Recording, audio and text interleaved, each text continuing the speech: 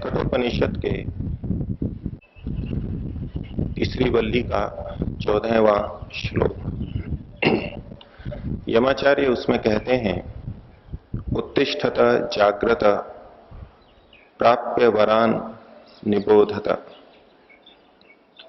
उठो अर्थात कर्मशील हो, जाग्रत जागरूक हो जाओ, जग जाओ, आलस्य रूपी निद्रा को, आलस्य रूपी अवसाद को हटा के जग जाओ और जो भी कर रहे हो उसके प्रति जागरूक हो जाओ। और ऐसा करते हुए प्राप्य वरान निबोधत, जो अध्यात्म मार्ग में श्रेष्ठ व्यक्ति हैं उनके पास जाकर के बोध को प्राप्त करो, इस मार्ग की जानकारी करो।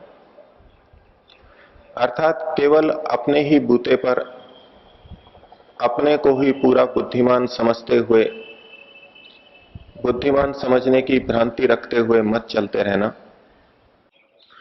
तो इस मार्ग में कर्म करते हुए जागरूक रहना और उसके साथ साथ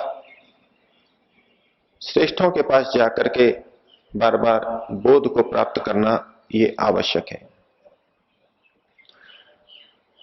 जानकार के पास दो दृष्टि से जाया जा सकता है। एक तो नई चीज प्राप्त करने के लिए, अगले मार्ग को समझने के लिए, यह भी करना है।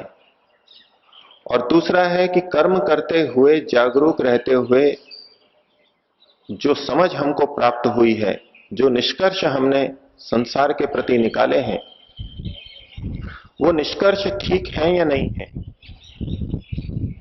उनकी पुष्टि विद्वानों के पास जाकर के होती है। यदि हमारे निष्कर्ष पूर्व अनुभवियों, पूर्व साधकों के अनुरूप है तो एक संतुष्टि और दृढ़ता का भाव आता है।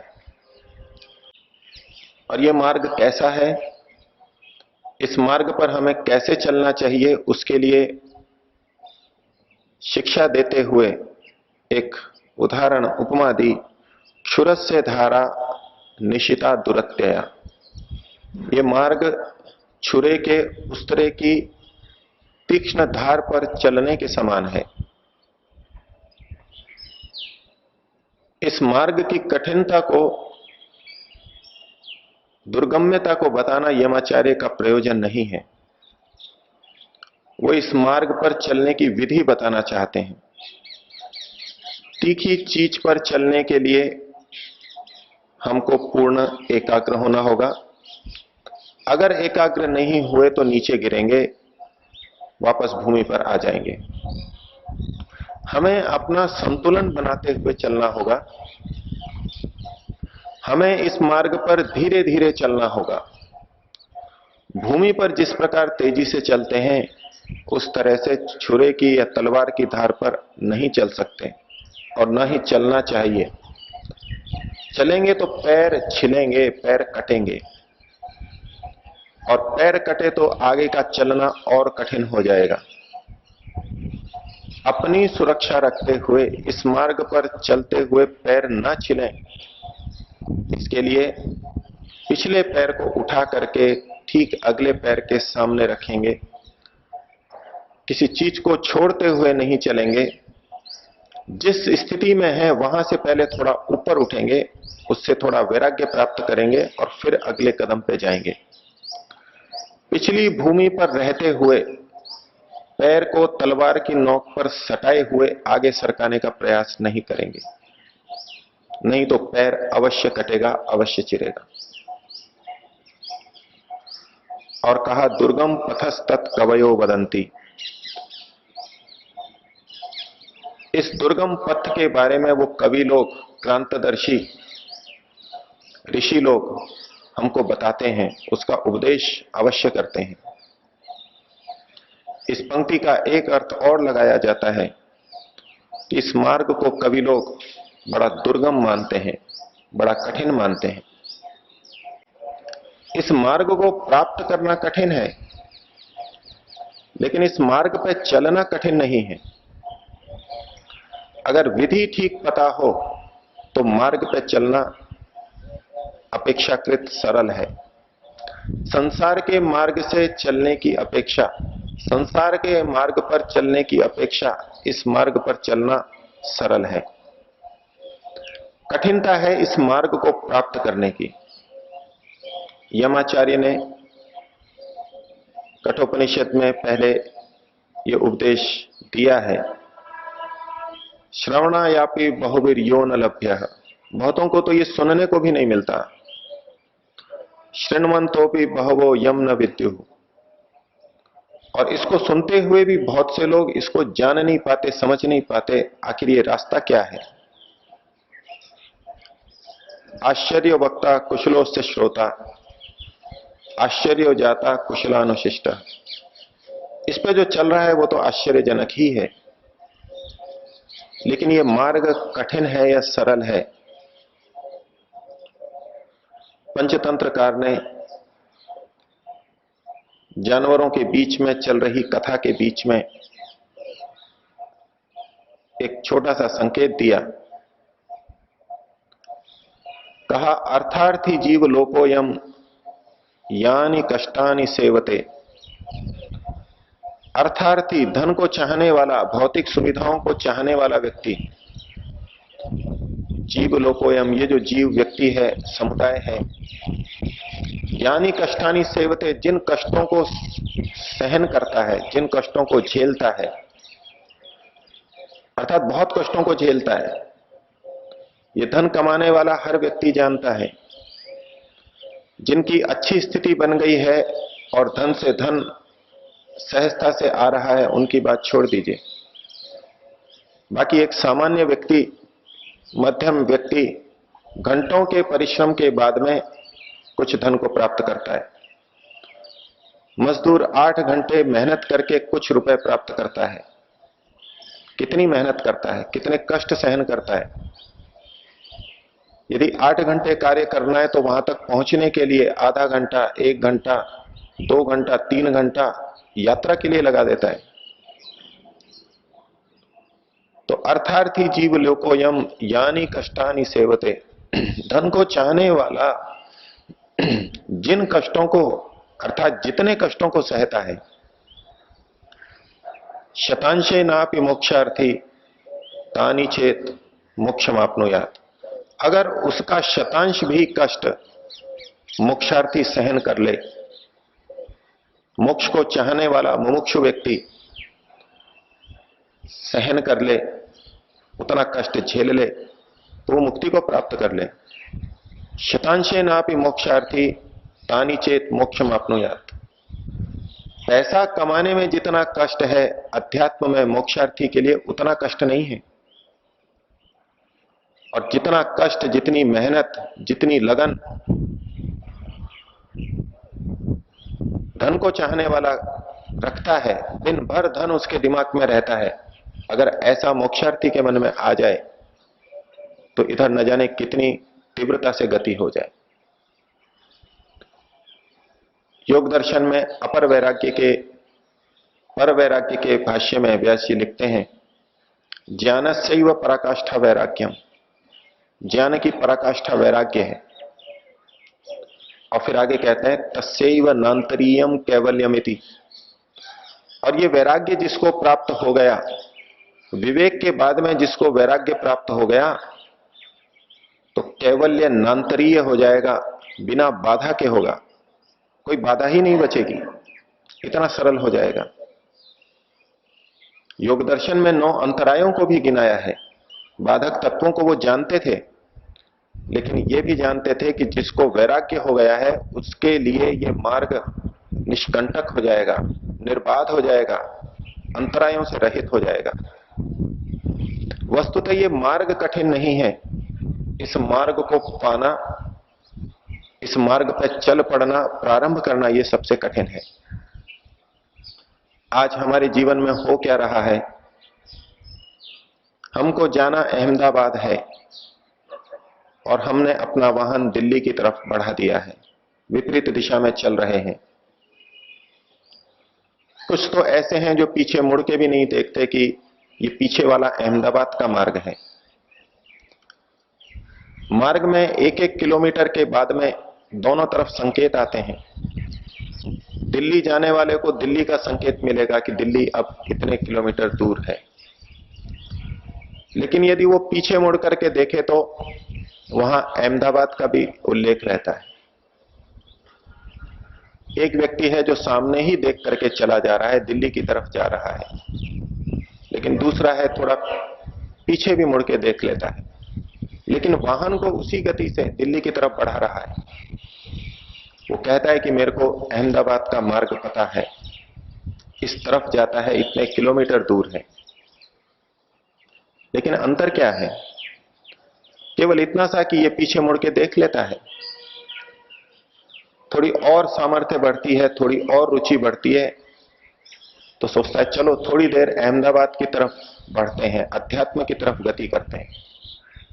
अपने वाहन को रोकता है, सांसारिक विषयों से मन को हटाता है, थोड़ी देर साधना के लिए बैठता है, वाहन को पहले रोकता है और रोकने के बाद थोड़ा पीछे चलाता है अहमदाबाद की तरफ, अपने लक्ष्य मुक्ति की तरफ।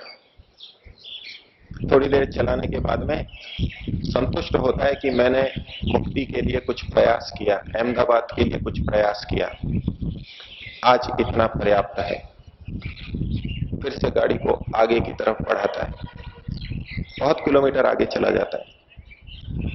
और यही हमारा जीवन, जो ये कहते हैं कि हम ईश्वर की तरफ प्रयास कर रहे हैं, ऐसा ही लगभग जीवन हमारा चल रहा है। लेकिन इससे होना क्या है? इससे लक्ष्य प्राप्त नहीं होगा। वस्तुतः हम उस मार्ग की तरफ अभी चलने नहीं लगे हैं। हमारा लक्ष्य तो संसार ही बना हुआ है।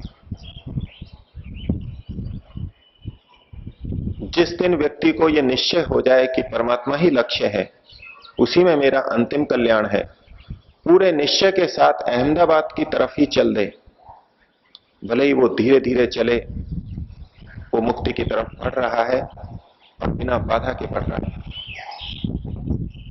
इस मार्ग में चलना प्रारंभ करने से पहले हमने अपने शरीर के साथ में, अपने वाहन के साथ में बहुत सारे पत्थर बांध रखे हैं, संस्कारों के, राग के पत्थर बांध रखे हैं। हम प्रयत्न तो कर रहे हैं, लेकिन बंधे हुए पत्थरों के साथ में प्रयत्न कर रहे हैं, और ऐसे में तो हमको कष्ट होना ही है। बहुत मुश्किल से पसीने पसीने होकर के थोड़ा बहुत कदम बढ़ा पाएंगे, क्योंकि पत्थर बांध रखे और हमको लग रहा है ये रास्ता कितना कठिन है। लेकिन यदि पत्थर की रस्सियां काट दी जाएं, पत्थर को एक तरफ कर दिया जाए, तो क्या इतना पसीना बहाने की आवश्यकता है? हम सरलता से इस मार्ग पर चल सकते हैं। भंगेड़ियों की कहानी आपने अवश्य सुनी होगी, जो नाव के ऊपर यात्रा के लिए निकले थे, रात्रि में भांग पी ली, नाव में बैठे, आज समुद्र की, तालाब की यात्रा करेंगे, खूब घूमेंगे, उसमें खूब नाचेंगे, खूब प्रसन्न होंगे। बैठ गए और सब पूरे पुरुषार्थ पूरी रात्रि को नाव चलाते रहे। सुबह हुआ तो नजर पड़ी कि कुछ बत्तियां दिखाई दे रही हैं तट के ऊपर, तो सोचा कि तट आ गया है, हमारा लक्ष्य आ गया है, यही लक्ष्य है। बड़े प्रसन्न हुए। उतरने लगे तो देखा कि नाव के तो रस्सी बंधी हुई थी। रात भर के क्या कर रहे थे? रस्सी बांध करके मेहनत कर रहे थे। तो निश्चित रूप से ऐसी मेहनत को देख करके हम कहेंगे ये रास्ता बड़ा कठिन है, लेकिन रस्सी यदि काट दी, पत्थर यदि काट दिए, तो फिर कोई बाधा नहीं है। ये जो अपर वैराग्य है, ये राग को हटाना ही है, अपने रस्सों को काटना ही है। और पर वैराग्य भी अपने सांसारिक रस्सों को काटना है, सांसारिक राग को काटना है। और जिस दिन पर वैराग्य हो गया, अर्थात अपने सारे रस्से, सारे बंधन, सारे राग हमने काट दिए, तब ये उक्ति वहां चरितार्थ होगी, एतस्यैव नान्तरीयम कैवल्यमिति। अध्यात्म का मार्ग तो अब शुरू हुआ है, संस्कारों को दग्ध बीज करने का काम तो अब शुरू हुआ है। अब तक तो हम अपने को अधिक राग बनने से रोक रहे थे। जितना राग हमने पैदा किया, जितना द्वेष पैदा किया, उसको थोड़ा थोड़ा कम कर रहे थे और कुछ नहीं कर रहे थे। विपरीत दिशा में जाने से अपने को थोड़ा सा रोक रहे थे। ये अभी रास्ते पे चलना प्रारंभ नहीं किया है, विपरीत रास्ते पे चलना रोका जा रहा है। ये अवश्य कष्टप्रद है, ये अवश्य कठिन है, और अध्यात्म के मार्ग पर चलने के लिए यही बात सबसे दुर्गम है। हम चाहें एकदम से चलती हुई गाड़ी को पलट करके दूसरी तरफ कर दें, संभव नहीं है। अगर प्रयास करेंगे तो वाहन पलटेगा, दुर्घटना हो जाएगी और फिर बहुत सारा समय वहीं चला जाएगा, चोट को ठीक करने में, वाहन को ठीक करने में चला जाएगा। पहला उपाय है विपरीत दिशा में बढ़ते हुए अपने कदमों को, अपने वाहन को रोकना, धीमा करना। उसको धीमा करें, रोकें, फिर तसल्ली से धीरे धीरे दूसरी तरफ बढ़ाना प्रारंभ करें। और यदि हम ऐसा कर पाए तो ये रास्ता बड़ा सरल है, इसमें कुछ कठिनाई नहीं है। और यदि बंधन को बांध करके चलते रहे, पत्थरों को, राग को बांधे बांधे चलते रहे, तो हमारी स्थिति अधिक कुछ नहीं होगी। 100 दिन चले 2.5 कोस, शायद 2.5 कोस भी ना चल पाए। 100 दिन चल के भी लगेगा कि इतना सा बढ़े। जिन साधकों को यह प्रतीत होता है कि वर्षों लगा के भी थोड़ी सी प्रगति हुई, उसका कारण यही है कि वर्षों तो लगाए, उस दिशा में बढ़े भी, कुछ चले भी, लेकिन दूसरी दिशा में भी बहुत चले, और कुल मिला के परिणाम 2.5 कोस का ही निकला। 100 दिन चले 2.5 कोस। तो यदि हमारे को अपनी प्रगति आगे दिखनी है, अनुभव में लेनी है, तो पहले विपरीत दिशा में चलना बंद करना होगा और इस रास्ते पर पूरी सावधानी से, एकाग्रता से धीरे धीरे चलना होगा।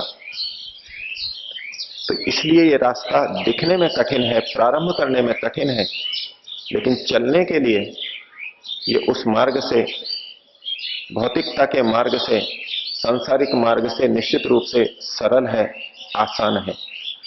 हमने जो कठिनाई पैदा कर रखी है, हमने जो इसको कठिन बना रखा है, उसको केवल हम छोड़ें।